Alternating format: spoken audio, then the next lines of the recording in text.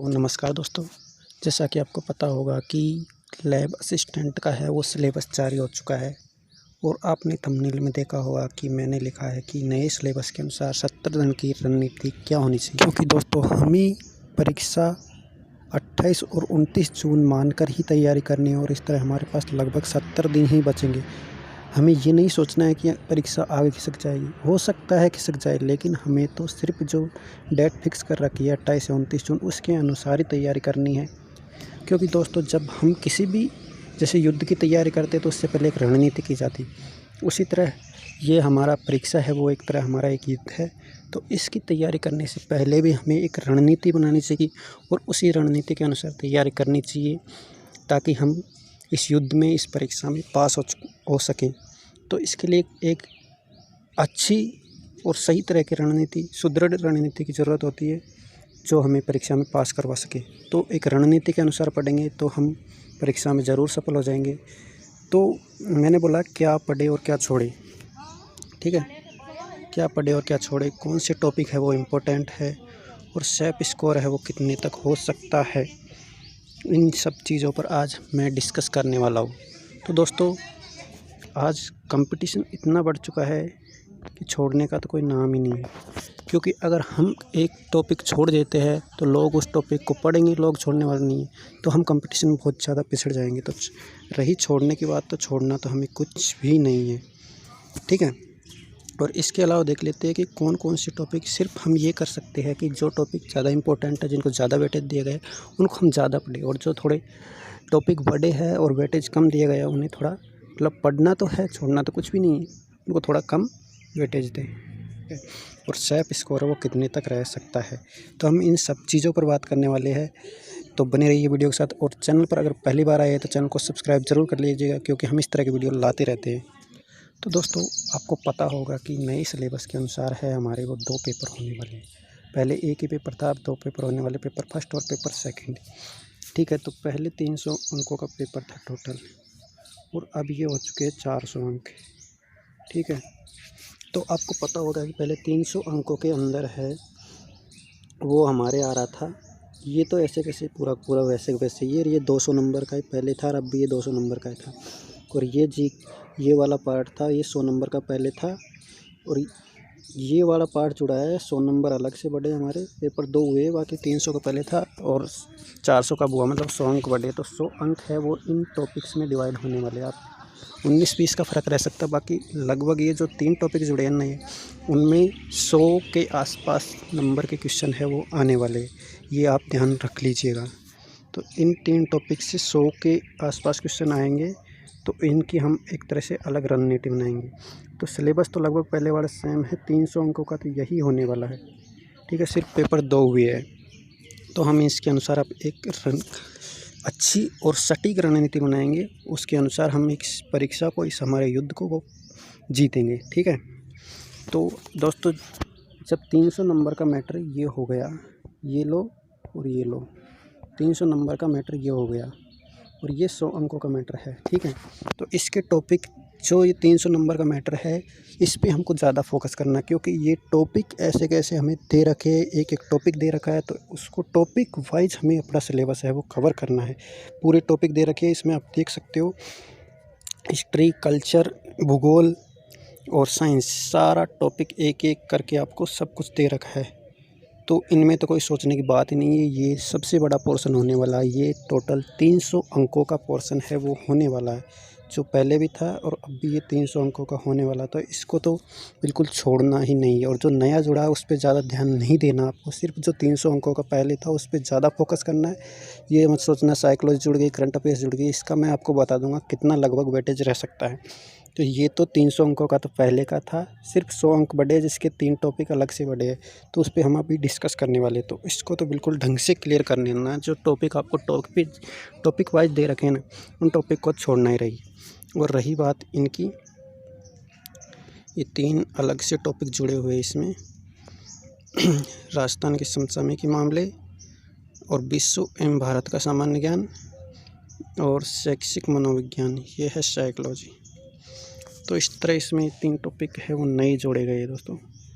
तो ये लगभग मान के चलो कि ये 100 अंकों का ही रहने वाला है, क्योंकि जो 300 अंकों का मैटर तो पहले ही था, सिर्फ 100 अंक बढ़े, पेपर 2 हुए और 100 अंक बढ़े। और ये जैसा कि लगभग एक दिन में होने वाली, ये जैसा कि होता है हर एग्ज़ाम में, ये दोनों एग्ज़ाम है वो फर्स्ट सेकंड पारी में हो जाएगी, ठीक है। तो ये 100 अंकों का होने वाला है ना।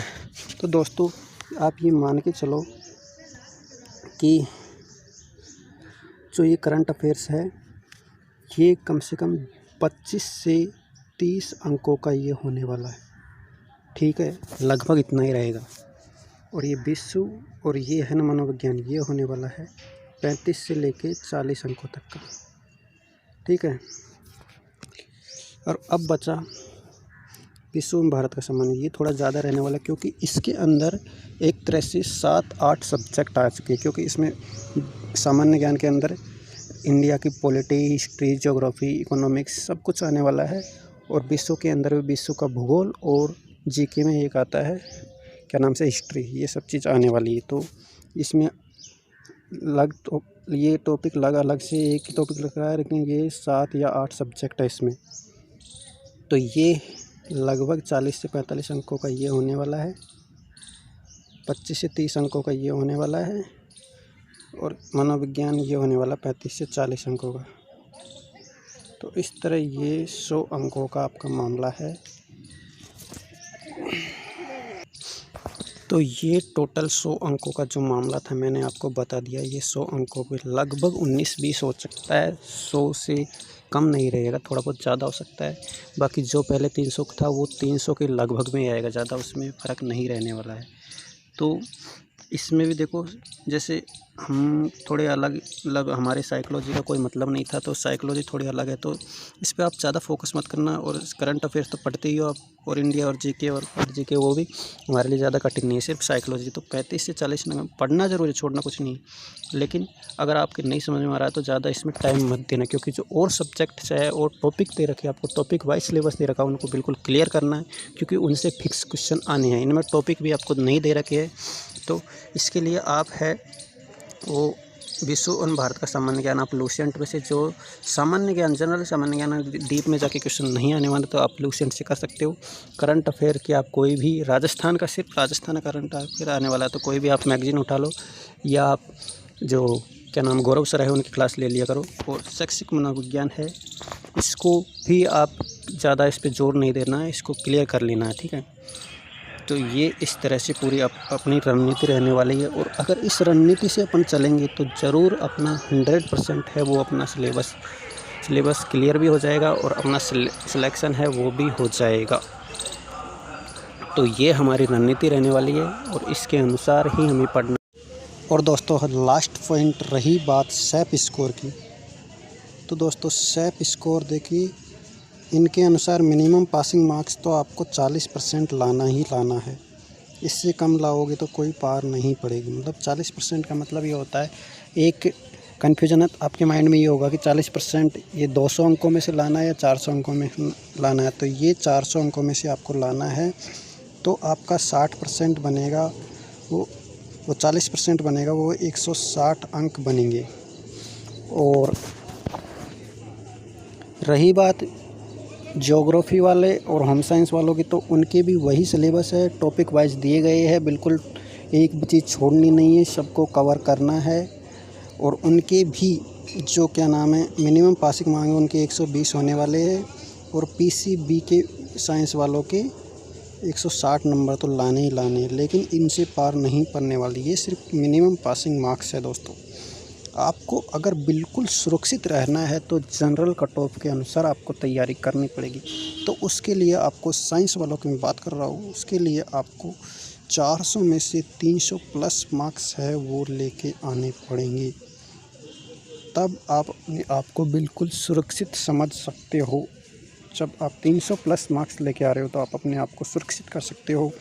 और रही बात होम साइंस और ज्योग्राफी वालों की, तो उनको भी 200 प्लस मार्क्स लेके आएंगे तो वो सेफ़ रहेंगे, क्योंकि दोस्तों कट ऑफ है वो बहुत ज़्यादा जा रही है आजकल, और कंपटीशन बहुत ज़्यादा हो चुका है। तो हमको इतने मार्क्स लाएंगे तो हमको सेफ़ रहेंगे और हमारा सिलेक्शन है वो पक्का हो जाएगा। तो देखो ये तो 40% मार्क्स है, वो तो मिनिमम है, 160 और 120, 160 साइंस वालों का और 120 है वो होम साइंस और ज्योग्राफी वालों का। लेकिन हमें साइंस वालों को 300 प्लस मार्क्स लेके आने, बिल्कुल सुरक्षित रहना है। तो और क्या नाम है, ज्योग्राफी और होम साइंस वालों को 200 प्लस मार्क्स लेके आने, तो वो सुरक्षित रहेंगे। तो यही था आज का वीडियो। तो दोस्तों हमने सारे टॉपिक्स पर बात कर ली है। तो आई होप ये वीडियो पसंद आया होगा। वीडियो पसंद आए तो वीडियो को लाइक कीजिएगा और ज़्यादा से ज़्यादा शेयर कीजिएगा। और इस तरह के वीडियो हम लाते रहते हैं। अगर आप इस तरह के वीडियो पसंद करते हो तो चैनल को भी ज़रूर सब्सक्राइब कर लीजिएगा। वीडियो देखने के लिए आपका बहुत बहुत धन्यवाद।